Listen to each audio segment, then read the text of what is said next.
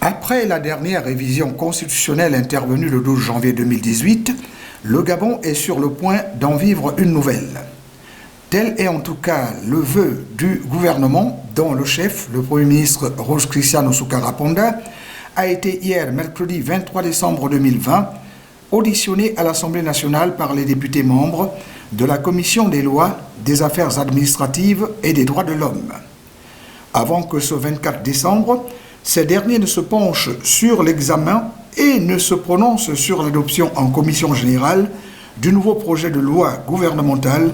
portant révision constitutionnelle en application de l'article 109 de la loi fondamentale gabonaise. Suivront sur convocation du président de l'Assemblée nationale Faustin Boukoubi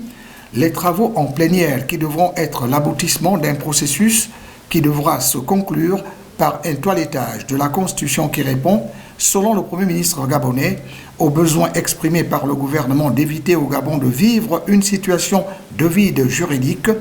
en même temps que cela devrait permettre au pays de renforcer l'état de droit.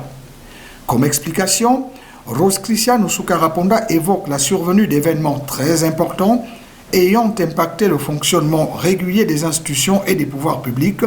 C'est pourquoi, argumente-t-elle, la Cour constitutionnelle a, en tant que gardienne de la Constitution, pris comme le lui reconnaissent les textes,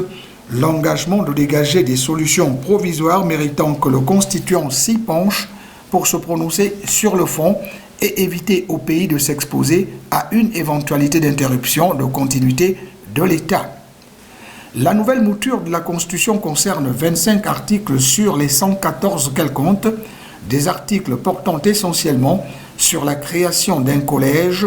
devant assurer l'intérim du président de la République en cas de vacance du pouvoir ou d'empêchement du titulaire à assumer ses fonctions, un collège composé du président du Sénat, de son collègue de l'Assemblée nationale et du ministre de la Défense,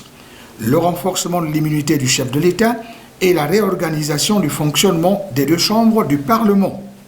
Rappelons qu'en procédant de la sorte, le gouvernement que conduit Rose Christian Sounkara Ponda a opté pour la voie parlementaire consistant à solliciter le Sénat et l'Assemblée nationale en lieu et place de la seconde, la voie dite référendaire consistant, elle, à soumettre son projet de loi à l'approbation des populations,